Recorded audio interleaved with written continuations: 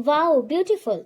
लग तो तुम बहुत खूबसूरत रही हो, मगर मैं अपने दिल का क्या करूं जो एक मुलाजमा को अपनी बीवी की हैसियत देने के लिए तैयार ही नहीं है। कासिम ने अपने सामने बैठी हुई दुल्हन बनी बीवी के जज्बात का ख्याल तक नहीं किया था और दिल दुखाने वाला जुमला कह दिया था। नायाब ने शर्मिंदगी से सर झुका लिया। वो कुछ भी कर लेती लेकिन अपनी मुलाजमा होने की हैसियत को नहीं बदल सकती थी। ये ताना शायद इसके साथ जिंदगी भर रहने वाला था और ये माँ बेटा इसे यही ताना दे दे कर मारने वाले थे।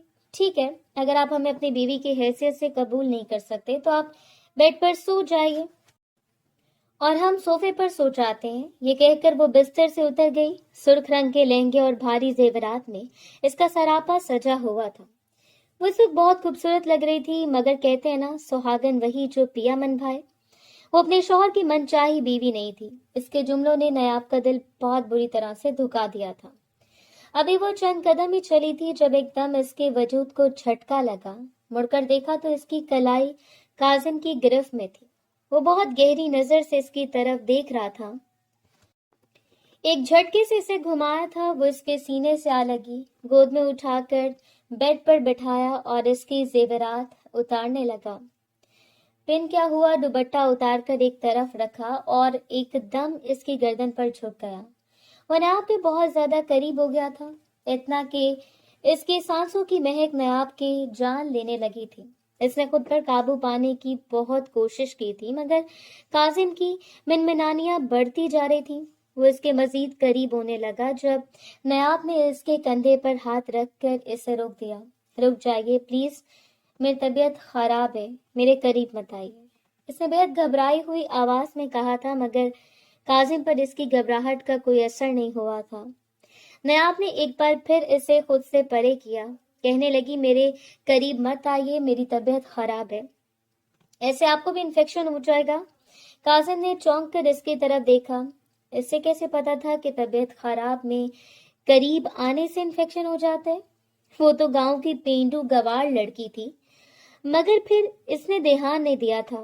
न आपकी तबीयत खराब होने का ख्याल नहीं किया था। न जाने कितनी बार इससे अपना हक वसूल किया था। रात भर इस पर अपनी शिद्दतें लुटाते हुए इसे बेहाल रखा था। तकलीफ नयाब के चेहरे से जाहिर हो रही थी और आंखों से बह रही थी, मगर काजिम को इसकी कोई परवाह नहीं थी। कौन सा इसके साथ कोई जज्बाती ताल्लुक था कि वो इसकी तकलीफ की परवाह करता? ये तो अनचाहा रिश्ता था जो जबरदस्ती इसके गले में डाल दिया गया था और अब वो पूरी शिद्दत से अपना हक वसूल करते हुए शायद अपने अंदर का गुस्सा निकाल रहा था। पूरी रात इसने नायाब को सोने नहीं दिया था। वो बिल्कुल नढाल हो चुकी थी, मगर काजिम था कि बस ही नहीं कर रहा था।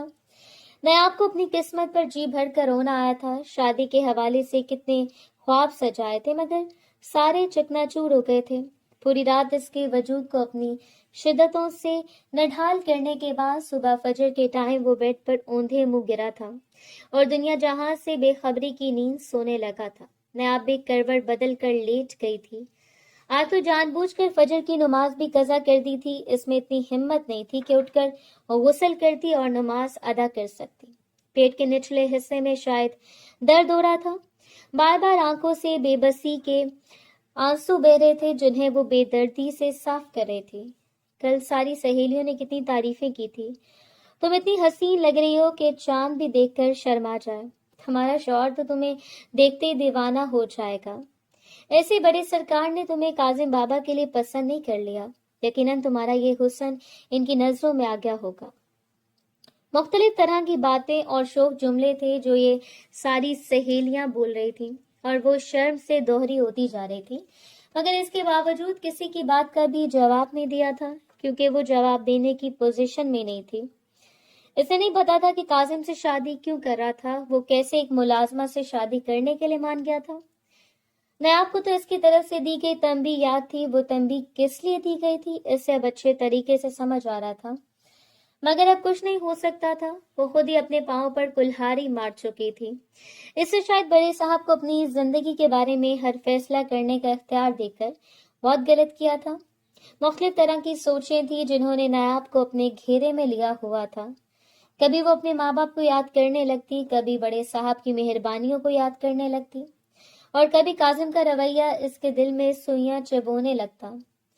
समझ नहीं आ रही थी ऐसा क्या करे कि इन तमाम तकलीफ दे सोचों से छुटकारा मिल जाए। इन्हीं सोचों में गुम इसकी भी आंख लग गई थी। तकरीबन 3-4 घंटे बाद इसकी आंख खुली थी। सुबह के 9 बज रहे थे। वो घबरा कर बिस्तर से उठ बैठी। पूरी जिंदगी में ऐसा कभी नहीं हुआ था कि वो इतना लेट उठी हो। न जाने घर वाले क्या सोच रहे होंगे। नौकर चाकर भी सोच रहे होंगे कि पूरी जिंदगी जिसकी रूटीन नहीं बदली, मालिक से शादी होती कैसे वो भी तेवर दिखाने लगी है, एकदम ही महारानी बन गई है। वो बार बार अजीब से ख्यालात जहन में ला रही थी और फिर खुद ही शर्मिंदा हो रही थी। फरहीन बेगम के गुस्से का अलग से खौफ था। वो भूल गई थी कि वो फरहीन बेगम की नौकरानी नहीं बल्कि बहू है। जल्दी से उठी और वॉशरूम में घुस गई। फौरन ही गुस्ल किया और बाहर आई, मगर अपने सामने काजिम को खड़े देखकर बुझल सी हो गई।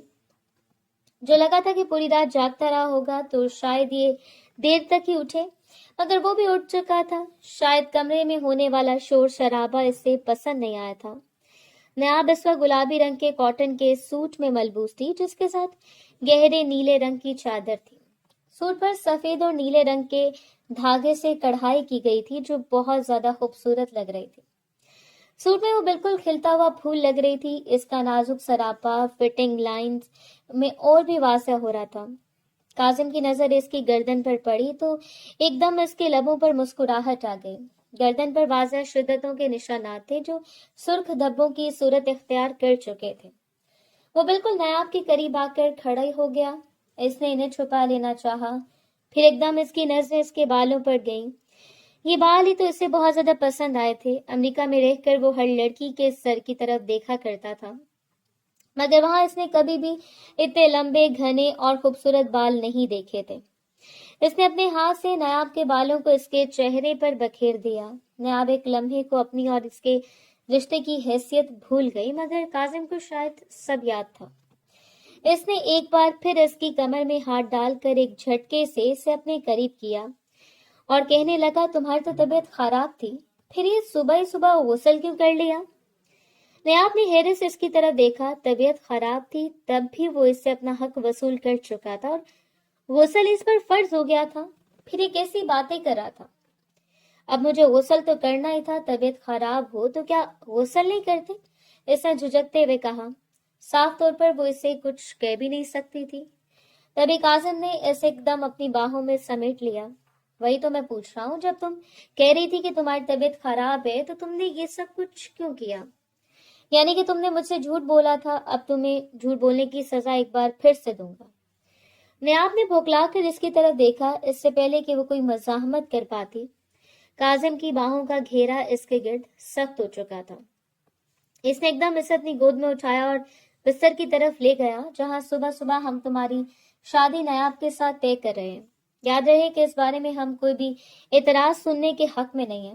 बाबा जान ने कासिम को अपना फैसला सुनाया और रुख मोड़कर खड़े हो गए, जिसका साफ मतलब था कि वो कमरे से बाहर जा सकता है। जबकि कासिम ने हक्का बक्का होकर बाप की तरफ देखा, माना इसने गलती की थी, मगर इसकी गलती कितनी बड़ी सजा तो इसे नहीं दी जा सकती थी कि जिंदगी भर के लिए एक मुलाजिम की बेटी, जो खुद भी मुलाजमा के साथ इसकी शादी कर दी जाए। ये तो इसकी नजर में सरासर जुल्म और ज्यादती थी। लेकिन वो ये बात अच्छी तरह जानता था कि बाबा जान को इनके फैसले से हटाना तकरीबन नामुमकिन था। इनका फैसला गोया पत्थर पर लकीर होती थी। वो फौरन कमरे से बाहर निकला और मामा के सर पर जाकर सवार हो गया और कहने लगा, माँ प्लीज मेरी मदद कीजिए। बाबा को इनके फैसले से बाज रखने का कोई तरीका बता दीजिए। इनके पास जाइए और इनसे बात कीजिए, कुछ भी कीजिए, लेकिन प्लीज मेरी मदद कीजिए। माँ ने हैरत से काजिम की तरफ देखा। इनकी जहनी सेहत खराब होने का गुमान हुआ था। कैसी बहकी बहकी बातें कर रहा है? काजिम मेरा बच्चा, इधर आओ, यहाँ बैठ कर बताओ क्या बात है। तुम्हारी बातें तो मेरे सर के ऊपर से गुजर रही हैं। माँ ने इसे बाजों से पकड़कर कुर्सी पर बैठाया और ठंडे पानी का ग्लास इसके हाथ में पकड़ाया। कासिम ने एक ही सांस में पानी का ग्लास खाली कर दिया। गहरी सांस भरते हुए माँ की तरफ देखा और कहने लगा, आप तो जानती हैं ना माँ, मैंने क्या गलती की है और इसके लिए मैं बहुत ज्यादा शर्मिंदा भी हूँ। लेकिन अब इसका मतलब ये तो नहीं कि मेरी शादी एक मुलाजमा के साथ कर दी जाए। मुलाजमा के साथ का क्या मतलब है आपकी इस बात का? फरहीन बेगम को भी अच्छा खासा सदमा लगा। کیسی فضول باتیں کریں آپ، انہوں نے خاصا برا مناتے ہوئے کہا تو قاسم نے آنکھیں پھٹ پھٹائیں اور کہا، یہ تو آپ اپنے شوہر نامدار سے پوچھے جو یہ فضول باتیں کریں۔ ماں کو حیران دیکھ کر وہ جان گیا تھا کہ انہیں یہ بھی بات ابھی پتہ چلی تھی، اور جس ناگواری کا وہ اظہار کر رہے تھے اس کا صاف مطلب تھا کہ انہیں یہ فیصلہ ہرگز منظور نہیں تھا۔ میری شادی نیاب سے کروانے کی بات کریں، وہی نیاب جسے بچپن میں نے خوب ذلیل کیا ہے، خوب ستایا ہے، اب اسے ساری زندگی کے لیے میرے سر پر مسلط کر دیں گے تاکہ وہ مجھے سناتی رہے، اپنے بچپن کی ساری بدلے مجھ سے گن گن کر لیتی رہے۔ کاظم نے معصوم بننے کی اداکاری کی حد کر دی تھی۔ فرین بیگم تو یہ بات سن کر جیسے انگاروں پر لوٹنے لگی تھی۔ انہیں شروع سے دلاور صاحب کی مہربانیاں نیاب کے لیے کچھ خاص پسند نہیں تھی، مگر وہ اس قدر نیاب پر مہربان ہو جائیں گے کہ اپنی اولاد کو قربانی کا بکرا بنا دیں گے، انہوں نے کبھی خواب میں بھی نہیں سوچا تھا۔ تم فکر مت کرو، تمہارے بابا اتنا بڑا فیصلہ میری رضامندی کے بغیر ہرگز نہیں کر سکتے۔ پتہ نہیں کیا سمجھ رکھا ہے انہوں نے اس نیاب کو، چھٹانگ بڑکی لڑکی ہے لیکن کیسے اتنے مضبوط مرد کو اپنے اشاروں پر نچا رہی ہے، جن کے فیصلے کو کوئی نہیں بدل سکتا، ان سے اپنی مرضی کے فیصلے کرواتی ہے۔ میں بھی دیکھتی ہوں اس بار کیسے اپنی منمانی کرتی ہے، اگر اسے نانی یاد نہ دلوا دی تو میرا نام بھی فرحین بیگم ہے۔ وہ نیاب کو ذلیل کرنے کا عہد کر چکی تھی، اور اب نہ جانے اپنے عہد کو پورا کرنے کے لیے نیاب کے ساتھ کیا کرنے والی تھی۔ کاظم اپنا کام کر چکا تھا، یقیناً اب ماما جان کچھ نہ کچھ تو ایسا ضرور کرتی جس کی وجہ سے اس کی شادی نیاب سے ہونے سے بچ جاتی۔ فرحین بیگم کمرے سے نکل کر دلاور صاحب کے پاس اسٹڈی روم میں چلی گئی۔ کاظم کچھ دیر ماما کے روم میں بیٹھا رہا، پھر اپنی دھن میں گنگناتے ہوئے باہر نکلا۔ جب ایک نرم وجود سے بھری بری طرح ٹکرایا، کچھ دیر کے لیے تو سمجھ نہیں پایا کہ کیا ہوا ہے، مگر جب کچھ ہوش آیا تو سامنے ایک نسوانی وجود کو گرے ہوئے دیکھا۔ او آئی ایم سوری، میں آپ کوئی چوٹ تو نہیں آئی؟ کاظم فوراً ہی آگے بڑھا۔ گرنے والے کے لمبے بال دیکھ کر ہی اس کے دل کو کچھ ہوا تھا۔ اتنے خوبصورت بال اس نے اپنی زندگی میں نہیں دیکھے تھے۔ بال نہیں، یہ تو جیسے کوئی گھٹا سی تھی جو چہرے کے اطراف پہ پھیلی ہوئی تھی۔ نہیں، میں ٹھیک ہوں۔ سامنے والی کی آواز بھی اتنی ہی خوبصورت تھی، مگر کاظم ابھی تک اس کا چہرہ نہ دیکھ پایا تھا۔ وہ اٹھی تو کاظم کے 14 طبق روشن ہو گئے۔ سمجھ نہیں آ رہا تھا کہ وہ کیسا رد عمل دے۔ اس کے سامنے کوئی اور نہیں تھا بلکہ نیاب کھڑی تھی، جسے اس نے آج سے تقریباً 6 سال پہلے دیکھا تھا۔ تب وہ کمسن اور معصوم سی تھی، چھوٹے چھوٹے کٹے ہوئے بال تھے، تھوڑی موٹی ہوا کرتی تھی اور قد بھی معمولی سا تھا، مگر 6 سال کے عرصے میں اس نے اتنا لمبا قد نکال لیا تھا۔ سراپا بالکل نازک ہو گیا تھا، اور یہ بال نہ جانے کیسے اتنے خوبصورت ہو گئے تھے۔ وہ پہلے سے کئی زیادہ دلکش اور سنجیدہ نظر آ رہی تھی، جسے وقت نے اسے ایک دم بدل دیا ہو۔ یہاں پر کیا کر رہے ہو؟ یقیناً چھپ چھپ کر میری اور مما کی باتیں سن رہی تھی نا، تاکہ مزید آگے جا کر کوئی شاطرانہ چال چل سکو اور مجھے اپنے جال میں پھنسانے کا کوئی نیا منصوبہ بنا سکو۔ کاظم نے دونوں ہاتھ کمر پر رکھ لیے تھے اور آنکھیں سکیڑ کر نیاب کی طرف تھوڑا سا جھکتے ہوئے کہا۔ اس کا انداز بالکل لڑاکا عورتوں کی طرح تھا۔ نیاب جلدی سے پیچھے ہٹی۔ میں ایسا کیوں کروں گی؟ میں نے آپ کو اپنے جال میں کیوں پھنسانا ہے؟ آپ کو جال میں پھنسانے سے مجھے کیا مل جائے گا؟ اور آپ کوئی جانور تھوڑی نہ ہے جو جال میں پھنس جائیں گے۔ بالآخر اس کی زبان پھر پھسل گئی تھی، جو کچھ وہ نہیں کہنا چاہتی تھی وہ اس کی زبان سے نکل گیا تھا۔ اس کے کہنے کی دیر تھی کہ کاظم کے چہرے کے تاثرات مزید سخت ہو گئے۔ اس نے قدم آگے بڑھایا تو نیاب نے گھبرا کر دیوار کے ساتھ پیچھے ہو کر خود کو سنبھالنے کی کوشش کی۔ دھڑکن اتنی تیز تھی کہ اسے لگ رہا تھا جیسے ابھی سینہ چیر کر باہر آ جائے گی۔ وہ سمجھ نہیں پا رہی تھی کہ اس نے کیا غلط کہہ دیا جس سے کاظم اتنا بھڑک اٹھا۔ کاظم نے اس کی طرف دیکھ کر ایک طنزیہ سی ہنسی چھوڑی۔ تمہیں لگتا ہے تم بہت معصوم ہو؟ تم نے سوچا ہوگا میں تمہیں پہچان نہیں پاؤں گا، مگر نیاب تمہاری شکل بھی نہیں بھولی اور وہ حرکتیں بھی نہیں جو تم بچپن میں کرتی تھی۔ تم تو اس وقت بھی ایسی تھی، ضدی، بے تکلف اور بے ساختہ بولنے والی۔ نیاب نے نظریں جھکا لی۔ اس کی آنکھوں میں بھی نمی تیرنے لگی۔ بچپن کی نہ جانے کتنی تلخ باتیں اس کے ذہن میں گھوم گئی تھی۔ وہ کوئی اچھی یادیں نہیں تھی بلکہ قدم قدم پر کاظم کے ہاتھوں کی گئی اس کی تذلیل کا قصہ بکھرا ہوا تھا۔ اس نے ہلکی آواز میں کہا، میں نے کوئی غلط نیت سے یہاں قدم نہیں رکھا، میں بس ٹیرس والے پودوں کو پانی دینے آئی تھی۔ آپ دونوں کی باتیں سننے کی مجھے کوئی ضرورت نہیں۔ میں اپنی زندگی میں اتنی مصروف رہتی ہوں کہ دوسروں کے معاملات میں جھانکنے کا وقت ہی نہیں۔ کاظم اس کے قریب آ کر رک گیا، اتنا قریب کہ نایاب کو اس کی سانس تک محسوس ہونے لگی۔ اس نے جھک کر آہستہ آواز میں کہا، تم چاہے لاکھ کہہ لو، تمہیں فرق نہیں پڑتا، مگر تمہاری آنکھیں سب بتا رہے ہیں۔ تم وہ نایاب نہیں رہی جو 6 سال پہلے ہوا کرتی تھی۔ تم بدل گئی ہو، اور اس بدلاؤ میں کچھ ایسا ہے جو مجھے الجھا رہا ہے۔ یقیناً تم مجھے پھنسانے کی سازشیں کر رہی ہو، مگر جانتی ہو نا، مجھے تمہارے وجود میں دلچسپی نہیں ہے۔ اس لیے بابا جان جو بھی تمہارے بارے میں فیصلہ کر رہے ہیں، فوراً ہی بابا جان کو کہہ دو۔ نایاب کا دل زور سے دھڑکا۔ اس نے اپنے دوپٹے کا پلو مضبوطی سے پکڑتے ہوئے ایک قدم پیچھے لیا۔ میں جیسی بھی ہوں، آپ کو اس سے کیا مسئلہ ہے؟ مجھے آپ کی الجھنوں کا حصہ بننے میں کوئی دلچسپی نہیں۔ بڑے سرکار میرے لیے جو بھی فیصلہ کریں گے سر آنکھوں پر ہوگا۔ ان سے محبت اور عقیدت کا ثبوت میں آپ کے سامنے پیش نہیں کر سکتی، نہ میں آپ کو اس بات کا یقین دلا سکتی ہوں کہ میں ان کی دل سے عزت کرتی ہوں اور انہیں اپنے والد کی جگہ مانتی ہوں۔ اگر میں آپ کو کسی قابل نہیں لگتی تو میرے معاملات میں دلچسپی نہ لے۔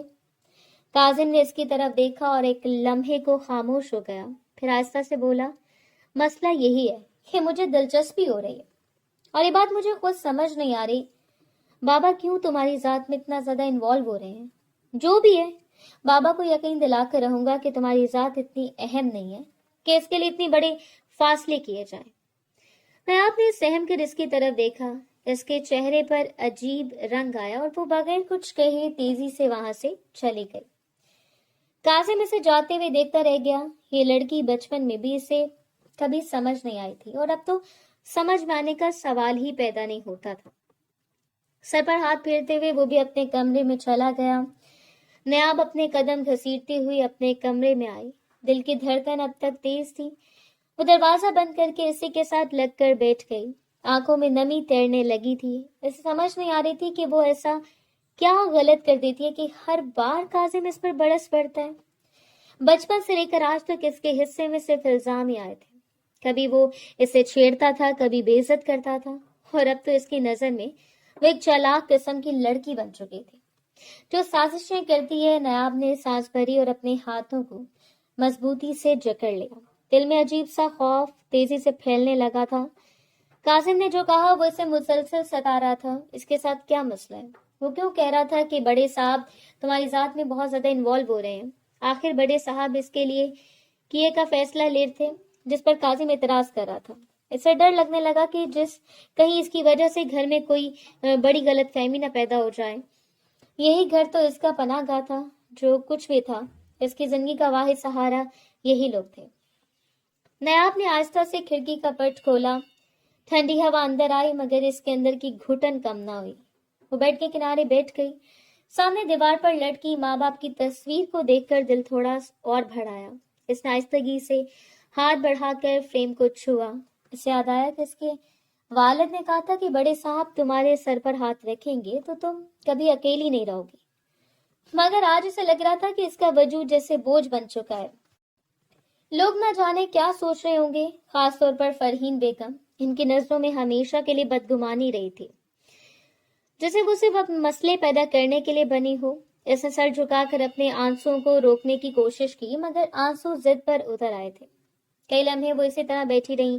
سوچوں کا ایک ہجوم اس کے دماغ کو چبھنے لگا تھا۔ وہ اٹھ کر الماری کی طرف گئی۔ کپڑوں کے ہینگرز کو ترتیب دیتے ہوئے بھی اس کا دماغ بس ایک ہی بات سوچ رہا تھا کہ آخر بڑے صاحب کون سا فیصلہ لینے جا رہے ہیں۔ اس سے ایسے کیوں لگ رہا تھا کہ وہ فیصلہ اس کی زندگی بدل کر رکھ دے گا۔ اچانک اس کا دل ڈوبا، کہیں بڑے صاحب اسے اس گھر سے جانے کا نہ کہہ دیں۔ یہ سوچتے اس کے ہاتھ کام گئے۔ وہ بامشکل کرسی پر بیٹھ سکی۔ یہ گھر ہی سب کچھ تھا۔ یہی کمرہ تھا جہاں اس نے بچپن گزارا تھا۔ یہی صحن تھا جہاں وہ ماں کے ساتھ بیٹھ کر ہنستی تھی۔ اگر اسے یہاں سے جانا پڑا تو وہ کہاں جائے گی؟ یہ سوال اس کے دل میں ہتھوڑی کی طرح لگا۔ اس لمحے دروازے پر ہلکی سی دستک ہوئی۔ نایاب چونک کر کھڑی ہوئی، دوپٹہ درست کیا اور دروازہ کھولا۔ سامنے نوکر کھڑا تھا۔ اس نے کہا، بڑے صاحب بلا رہے ہیں۔ نایاب کی ٹانگوں میں جیسے جان ہی نہ رہی۔ دل کی دھڑکن اور تیز ہوگی۔ وہ آہستہ قدموں سے اسٹڈی روم کی طرف بڑھی۔ ہر قدم اسے لگ رہا تھا جیسے فرش اس کے پاؤں کے نیچے سے کھسک رہا ہو۔ اس نے دروازے پر ہلکی سی دستک دی اور اندر داخل ہوئی۔ अंदर आते इसकी नजरें फरहीन बेगम पर पड़ी। इनकी नजरों में वही पुरानी चुभन थी, वही हकारत, वही सर्द मेहरी। नयाब ने नजरें झुका ली। चंद कदम आगे बढ़कर वो बड़े साहब के सामने खड़ी हो गई। बड़ी कुर्सी पर बैठे दिलावर साहब ने ऐनक उतारी। इनकी आंखों में शफकत थी, मगर इस शफकत के साथ कुछ सख्ती भी थी। नयाब के हाथ खुद ब खुद आपस में जुड़ गए। दिलावर साहब ने गहरी सांस ली और आहिस्ता से बोले, नयाब बेटा, तुम फौरन अपना सामान पैक करो और हॉस्टल के लिए रवाना हो जाओ। तुम्हारी ख्वाहिश के मुताबिक तुम्हारा दाखिला इस शहर की सबसे बड़ी यूनिवर्सिटी में हो गया है। मुझे कुछ करना भी नहीं पड़ा, तुम्हें पहले से ही स्कॉलरशिप मिली हुई थी। हर यूनिवर्सिटी तुम्हें दाखिला देने को अपने लिए फख्र समझती है। नयाब ने सर उठाकर इनकी तरफ देखा। पल भर के लिए इससे यकीन न आया। इसने अपनी आवाज जब्त करते हुए आहिस्ता से सांस ली। वो तो इस बात की मुंतजर थी कि बड़े साहब कोई बुरी खबर सुनाए, मगर ये तो इसकी जिंदगी की सबसे बड़ी ख्वाहिश थी जो पूरी होने जा रही थी। इसने आहिस्तगी से कहा, जी बड़े साहब, और नजरें झुकाते हुए वहां से पलट आई थी। नयाब जैसे ही अपने कमरे में आई थी तो इसकी खुशी का कोई ठिकाना नहीं रहा था। इसके पांव जमीन पर नहीं लग रहे थे। वो खुद को हवाओं में उड़ता हुआ महसूस कर रही थी। कभी जिंदगी में नहीं सोचा था कि जो ख्वाब वो देख रही है वो कभी ऐसे भी पूरे हो जाएंगे। वो बड़े सरकार यानी दिलावर साहब की दिल से मशहूर थी। इन्होंने हमेशा इसका साथ दिया था, हर मुश्किल वक्त में इसे सहारा दिया था। बचपन से वो इनकी लाडली थी। वो अपनी बेटी की कमी नयाब से पूरी करते थे। नयाब एक ड्राइवर की बेटी थी, मगर इसे कभी ऐसा महसूस नहीं होने दिया गया था। दिलावर साहब की नजर में वो वकार की नहीं, बल्कि इनकी अपनी बच्ची थी। इसको हमेशा बेहतरीन चीजें मिलती थी और सब इससे प्यार और एहतराम से पेश आते थे। वकार दिलावर साहब का बेहद वफादार आदमी था। इसने जिंदगी के हर मोड़ पर अपनी वफादारी साबित की थी। कई बार ऐसा हुआ था कि दिलावर साहब पर दुश्मनों ने हमले किए थे, तब भी वकार ही था जो इनके आगे ढाल बनकर खड़ा हुआ था। दिलावर साहब पर चलने वाली कई गोलियां वकार ने अपने सीने पर ली थी। वो जान हथेली पर रखकर दिलावर साहब के साथ खड़ा रहता था। दिलावर साहब कभी कभी हैरान होकर सोचते थे कि आखिर वकार अपने फ्राइज से बढ़कर भी क्यों इनके लिए जान देने को तैयार रहता है। मगर वकार का जवाब हमेशा एक ही होता था कि वो इनका नमक खाता है और नमक हलाली ही इसकी पहचान है। दुश्मनों की तरफ से काफी अरसे तक खतरात बढ़ते जा रहे थे, मगर शायद वक्त के साथ दिलावर साहब थोड़े लापरवाह हो गए थे। इन्हें लगा था कि अब हालात संभल चुके हैं और दुश्मन दोबारा वार करने की हिम्मत नहीं करेंगे।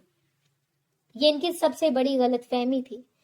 एक दिन वो मामूल के मुताबिक घर से निकले थे। सिक्योरिटी गार्ड्स इनके लिए एक फेक गाड़ी के साथ लेकर निकले जो रास्ते में पीछे रह गई थी। असल गाड़ी में दिलावर साहब और वकार मौजूद थे।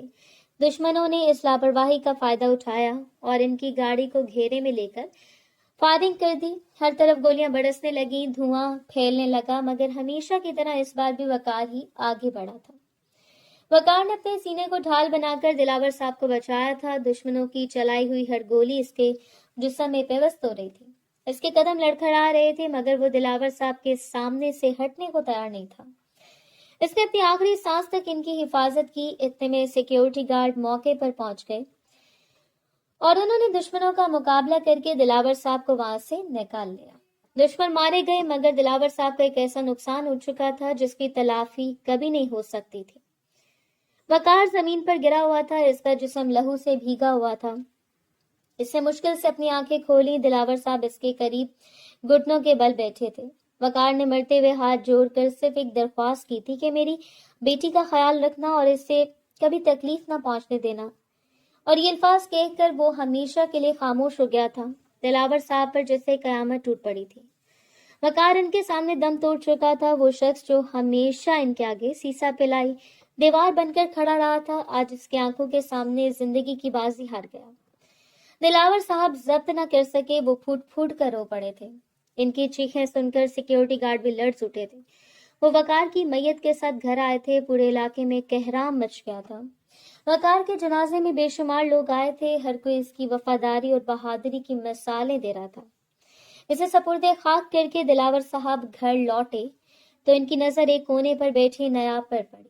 वो जमीन पर सिमटी हुई बैठी थी। इसका चेहरा बिल्कुल सफेद था। आंखों के अंदर खौफ और वीरानी बसी हुई थी, जैसे वो जान चुकी थी कि इसका सब कुछ खत्म हो चुका है।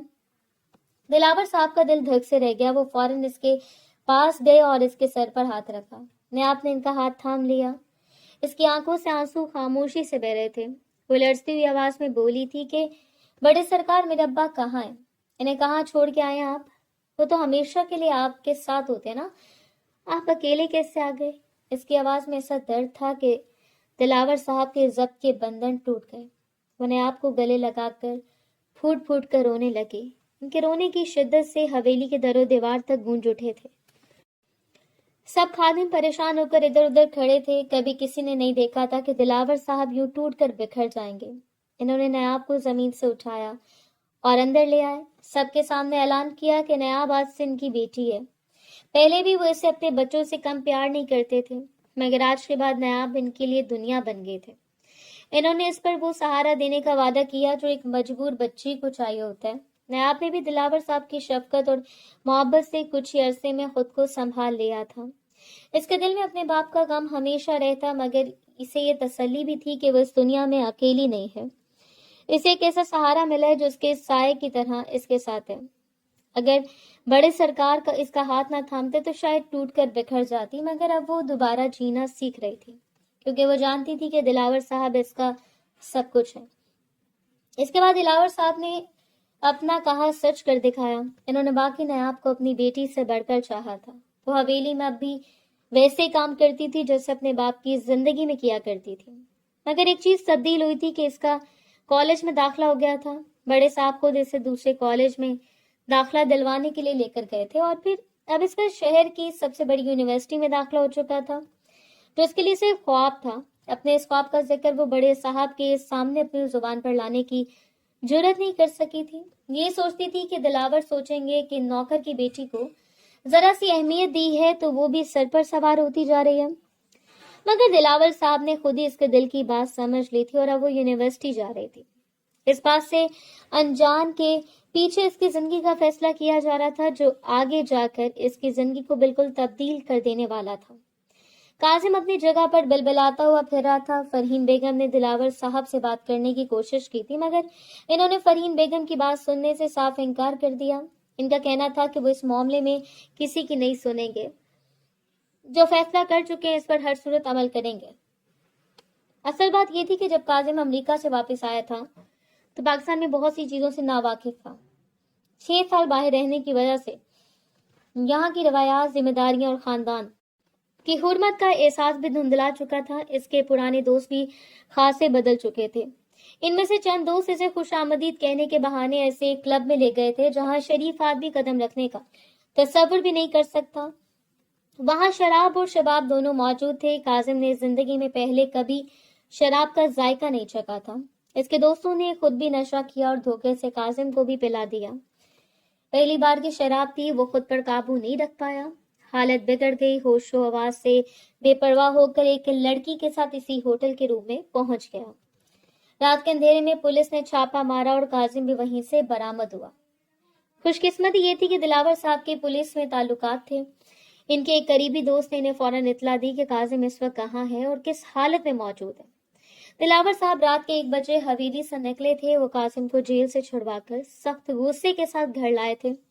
घर पहुंचते इन्होंने इसे सख्त सर्जनिश की थी। इसके सारे बैंक अकाउंट सील कर दिए, इससे बात करना भी बंद कर दिया था। इन दिनों कासिम ने हर तरह से इनका यकीन वापस हासिल करने की कोशिश की थी। हर गलती की माफी मांगी थी, हर बात पर सर झुका कर चलता था, मगर दिलावर साहब के दिल पर लगने वाली चोट इतनी गहरी थी कि वो इसकी कोई बात सुनने पर तैयार नहीं थे। फिर एक दिन इन्होंने काजी के सामने शर्त रख दी कि अगर वो नयाब से शादी करे तो वो इसे माफ कर देंगे, वरना वो कभी इसे कोई रिश्ता नहीं रखेंगे। ये फैसला सुन के काजिम के कदमों तले जमीन निकल गई थी। नयाब इस फैसले से बिल्कुल अनजान थी। दिलावर साहब ने जानबूझकर इसे कुछ नहीं बताया था। इस सुबह भी इन्होंने इसे यूनिवर्सिटी जाने के लिए जल्दी तैयार होने का कहा था। वो घर में होने वाली इस जंग से दूर रहे। वो नहीं चाहती थी कि नयाब इस सख्त माहौल और बहसो तकरार का हिस्सा बने। काजिम के दिल में नयाब के लिए एक नरम गोशा मौजूद था। नयाब के वालिद ने कभी दिलावर साहब की जान बचाने के लिए अपनी जान कुर्बान की थी।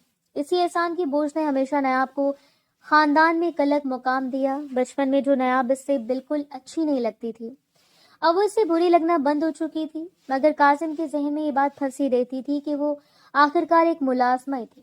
दिलावर साहब के फैसले ने इसके अंदर जैसे आग लगा दी थी, सीने पर सांप लूट रहे थे। मगर दिलावर साहब अपनी इज्जत के पक्के थे। इन्होंने इसे साफ कह दिया था कि चाहे वो माने या ना माने, वो इसे नायाब के साथ शादी करवा कर ही दम लेंगे। वो यही एक रास्ता देख रहे थे जिससे दोनों खानदानों का मान भी बचे और काजिम की जिंदगी भी किसी सही सिमत में जा सके। बिलाखिर इसने दिलावर साहब की इज्जत के सामने हथियार डाल दिए थे और नयाब से शादी के लिए तैयार हो गया था। नयाब गुज़िश्ता 2 माह से यूनिवर्सिटी में अपनी पढ़ाई में पूरी तरह मगन थी। इसने हमेशा दिल लगाकर मेहनत की थी। इसके लिए इल्म हासिल करना सिर्फ शौक नहीं बल्कि अपने बाप की आखिरी ख्वाहिश को पूरा करना भी था। वो रोजाना सुबह वक्त पर क्लासेस में जाती थी। लेक्चर के दौरान न किसी से बात करती और ना इधर उधर देखती। इसका ध्यान सिर्फ किताबों और नोट्स पर होता था। इन 2 माह में इसने अपने आप को सिर्फ पढ़ाई तक महदूद कर लिया था। ना गैर जरूरी बातें करती, ना किसी बहस का हिस्सा बनती। लड़कियां इससे बात करने की कोशिश करती मगर वो मुख्तसर जवाब देकर फिर अपनी किताब में गुम हो जाती। इस दिन वो दोपहर की क्लास से निकल रही थी। धूप हल्की हल्की थी और सर्दी की हवा इसके दुपट्टे को बार बार उड़ा रही थी। इसने हाथ से दुपट्टा दुरुस्त किया और बाहर जाने लगी। इस वक्त इसे यूनिवर्सिटी के बाहर हवेली की गाड़ी खड़ी देखी। ड्राइवर बाहर खड़ा इसका इंतजार कर रहा था। नयाब इस मंजर को देखकर हैरान रह गई। इसे समझ नहीं आ रही थी कि अचानक हवेली से गाड़ी क्यों आई है। दिल में अजीब सी बेचैनी ने घर करना शुरू कर दिया। ड्राइवर ने इसे आता देखा तो अदब से सलाम किया और दरवाजा खोलकर खड़े हो गया। नयाब के दिल में वसवसे उठने लगे थे। कहीं हवेली में कोई परेशानी तो नहीं आ गई, कहीं दिलावर साहब की तबीयत तो ठीक है। इसे कुछ समझ नहीं आ रहा था। इसने बगैर कुछ पूछे खामोशी से गाड़ी में बैठ गई। इसके दिल से एक ही दुआ निकल रही थी कि खुदा करे कोई मसला ना हो, खुदा करे सब खैरियत हो। गाड़ी पूरे रास्ते खामोशी से चलती रही। ना ड्राइवर ने कुछ कहा और ना नयाब ने। वो खिड़की से बाहर देखती रही और दिल में पड़ती हुई घबराहट को काबू करने की कोशिश करती रही। जब गाड़ी हवेली के दरवाजे पर रुकी तो इसका दिल पहले से ज्यादा तेजी से धड़कने लगा। वो आहिस्ता आहिस्ता कदम उठाते हुए अंदर दाखिल हुई। हवेली का माहौल गैर मामूली तौर पर संजीदा था। दिलावर साहब ड्राइंग रूम में बैठे थे। नयाब इन्हें देखकर रुक गई। वो हमेशा इनसे एहतराम और मोहब्बत के साथ पेश आती थी। वो आहिस्ता से इनके सामने आकर खड़ी हो गई। दिलावर साहब ने गहरी नजर से इसे देखा। कुछ देर खामोशी छाई रही। फिर इन्होंने आहिस्ता मगर भारी लहजे में कहा कि मैं तुमसे एक बात पूछना चाहता हूँ। अगर मैं तुम्हारी जिंदगी का कोई फैसला करना चाहूँ तो क्या तुम मुझे इजाजत दोगी? नयाब इनके सवाल पर चौंक गई मगर इसके लहजे में हमेशा की तरह वफादारी थी। इसने सर झुकाकर नरम आवाज में कहा कि मैं आपके हर फैसले में आपके साथ हूँ। आप जो भी मेरे बारे में फैसला करेंगे वो मुझे मंजूर होगा। मेरी जिंदगी आप ही की अमानत है।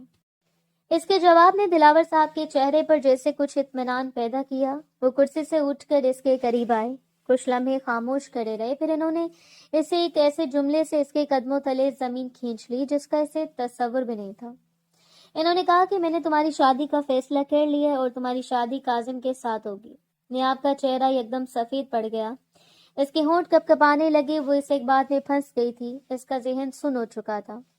ऐसा लग रहा था जैसे वो एक ही लम्हे में बोलने की ताकत खो बैठी हो। वो ना हाँ कह सकी न इंकार। इसके सामने वही अल्फाज गूंज रहे थे कि अब जो भी फैसला करेंगे मुझे मंजूर होगा। इसकी खामोशी ही इसकी हाँ समझ ली गई। इसी शाम इसके और कासिम के निकाह की तैयारियां शुरू हो गईं। सब कुछ इतनी तेजी से हुआ कि नयाब के पास सोचने का भी वक्त ना रहा। चंद दिन बाद हवेली में निकाह की सादा सी तकरीब हुई। नयाब दस्तखत करते हुए लर्ज रही थी। इसका दिल धड़क रहा था। इसकी आंखों में नमी थी। वो अपनी आने वाली जिंदगी के बारे में बहुत ज्यादा परेशान हो रही थी।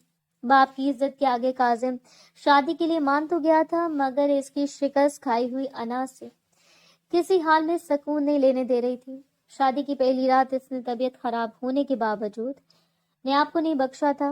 नयाब सारी रात तकलीफ में रही थी मगर इसने इसकी हालत पर जरा सा भी रहम नहीं किया था। सुबह जब वो गुस्ल करके आया तो नयाब को देखकर ऐसे जाहिर किया जैसे से यकीन आया हो कि नयाब वाकई बीमार थी। हालांकि दिल के किसी कोने में वो जानता था कि वो तकलीफ में थी। फिर भी इसने एक बार फिर इसे अपनी बाहों में समेट कर बेड पर बैठा दिया। इसके लंबे बालों में उंगलियां फेरते हुए इसे खुद के करीब किया। नायाब ने एकदम इसके चेहरे पर हाथ रख दिया। इसकी आवाज बहुत मध्यम थी। वो कहने लगी कि मैं पहले ही बहुत देर से उठी हूँ, आज तक ऐसा नहीं हुआ। आपने जो कुछ रात मुझे कहा, इसके बाद मैं अपने आप को इस घर की मालिक तस्वर भी नहीं कर सकती। मैं इस घर की पहले भी नौकरानी थी और अब भी नौकरानी हूँ। मुझे किचन में जाने दें, मैं अपना काम करके वापस आ जाऊंगी। फिर आपका जो दिल चाहे आप कर लीजिएगा, आप अपना हक ले लीजिएगा। नायाब के ये अल्फाज काजिम को कुछ अच्छे नहीं लगे थे। इससे पहली बार एहसास हुआ था कि इसके लहजे ने नायाब को कितनी गहरी तकलीफ दी है। इसने एक तरफ रुख मोड़ लिया और नायाब को जाने की इजाजत दे दी। नायाब सर झुकाए किचन में आई थी। फरहीन बेगम भी वहां मौजूद थी। नायाब को देखते इन्होंने एक कटेली नजर डाली और चेहरा दूसरी तरफ मोड़ लिया। इनके रवैये ने नायाब के दिल को मजीद दुख पहुंचाया, मगर वो जानती थी कि वो किसी को अपने लिए मोहब्बत करने पर मजबूर नहीं कर सकती।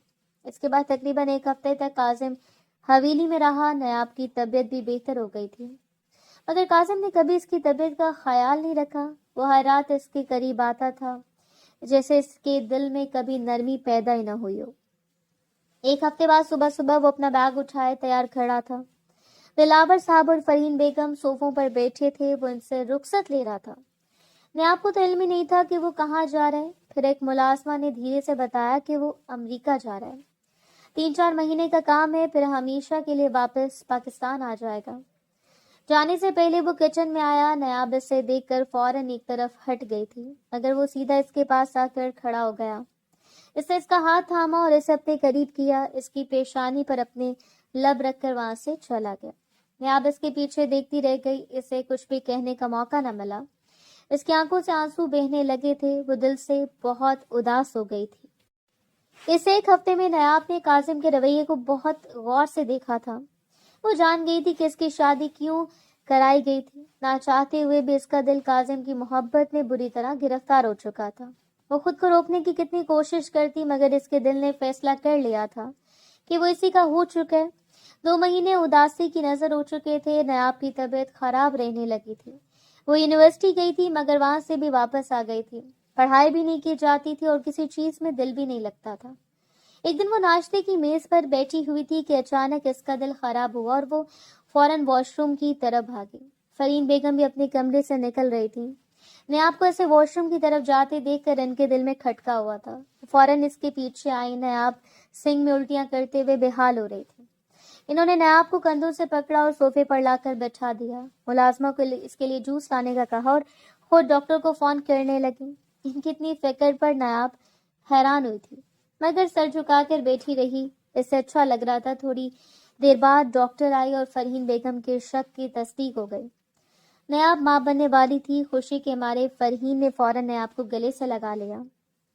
इसका माथा चूमकर कहने लगी, तुमसे जो भी गिले शिकवे थे सब जाते रहे। मैंने सोचा था ये खुशखबरी मिलने में कितनी देर हो गई। हमारे खानदान में हमेशा औरत औलाद के लिए तरसती है, तब जाकर इससे औलाद मिलती है। अल्लाह ने तुम पर करम जल्दी कर दिया। फरहीन की बात सुनकर नायाब की आंखों से आंसू बहने लगे और कहने लगी, थैंक यू मालकन, आपने मेरा इतना ख्याल रखा, इसलिए आपका बहुत बहुत शुक्रिया। ये फरहीन बेगम ने इसका माथा चूमा और कहने लगी, मालकन नहीं, अब से मैं तुम्हारी माँ हूँ, तुम मुझे माँ ही बुलाओगी। थोड़ी देर बाद वो अपने कमरे में मौजूद थी और इन्होंने काजिम को फोन कर दिया और फौरन पाकिस्तान आने के लिए कहा था। काजिम इस हंगामी सूरत हाल पर पहले तो परेशान हुआ था, लेकिन पहली फुर्सत में पाकिस्तान आ गया था। मगर यहाँ आकर जो खबर मिली थी वो इसे हवा में उड़ाने के लिए काफी थी। यहाँ इस वक्त अपने कमरे में थी। काजिम की आमद का इसको इल्म नहीं था। जिस लम्हे वो इसे बेहद याद कर रही थी, कुछ भी हजम नहीं हो रहा था, जिसकी वजह से इसे बहुत कमजोरी हो रही थी और हर चीज को देखकर दिल मतलाने लगता था। मूड स्विंग्स ऐसे थे कि किसी से बात करने का दिल नहीं चाहता था। अपनी तबीयत पर जबर करके वो थक चुकी थी और इस वक्त लेटी हुई थी जब काजिम धीमे कदमों से कमरे में दाखिल हुआ। जानी पहचानी हल्की खुशबू पर भी नायाब ने आंखें खोल कर नहीं देखा था, क्योंकि ऐसा ख्वाब होना जाने दिन में कितनी बार दिखती थी। इसे हमेशा ये एहसास होता रहता था कि काजिम आ चुका है, हालांकि वो मौजूद नहीं होता था। इस वक्त भी वो यही सोचकर चुपचाप लेटी रही कि ये भी शायद इसका वहम है। काजिम इसके बराबर में आकर लेट गया और मोहब्बत से इसे अपने सीने से लगा लिया। अभी नायाब ने चौंक कर आंखें खोली तो सामने काजिम को देखकर धुआंधार रोना शुरू कर दिया। कहने लगी, आप आ गए? काजिम ने इसके आंसू पूछे और कहने लगा, اماں نے ہنگامی طور پر پاکستان بلایا تھا، مگر یہاں کر پتہ چلا کہ میں باپ بننے والا ہوں تو میری خوشی کا کوئی ٹھکانہ نہیں رہا۔ یہ دیکھ لو، ذرا بھی رکے بغیر سفر کیا ہے، پانی کا گلاس تک نہیں پیا، سیدھا تم سے ملنے کے لیے آیا ہوں۔ قاسم کی بات سن کر نیاب کا دل بھاری ہو گیا، یعنی وہ اس کی محبت میں نہیں آیا تھا بلکہ اپنے بچے کی محبت میں آیا تھا۔ کاظم نے اس کے چہرے کے تاثرات سے اس کے دل کی بات پڑھ لی تھی۔ فوراً سے اسے زور سے خود میں بھینچ کر کہنے لگا، میں تم سے بھی محبت کرنے لگا تھا، تم یقین نہیں کرو گی، لیکن اسی دن سے جس دن تم میرے سامنے گری تھی اور تمہارے لمبے بال تمہارے اطراف میں پھیل گئے تھے، تمہارے قریب آنا غصے کی وجہ سے نہیں تھا بلکہ تم سے محبت تھی۔ میں سچ میں تم سے محبت میں مبتلا ہو گیا تھا، اور اب جب تم نے مجھے بچے کی خوشخبری سنائی ہے تو مانو میرا چین قرار لوٹ لیا ہے۔ میں آپ نے بے یقینی سے کاظم کے چہرے کی طرف دیکھا، مگر اس کے چہرے پر صرف سچ لکھا تھا۔ اس کی آنکھیں بھی یہ کہہ رہی تھی وہ برا انسان نہیں تھا، مگر حالات نے اسے سخت بنا دیا تھا۔ اب وہ اپنے کیے پر شرمندہ تھا تو نیاب نے اسے دل سے معاف کر دیا اور سکون کا گہرا سانس لیا۔ نفرتوں بھرے رویے کے بعد اب اسے یقین ہو گیا تھا کہ آگے اس کی زندگی میں صرف سکون اور خوشیاں لکھی ہوئی ہیں۔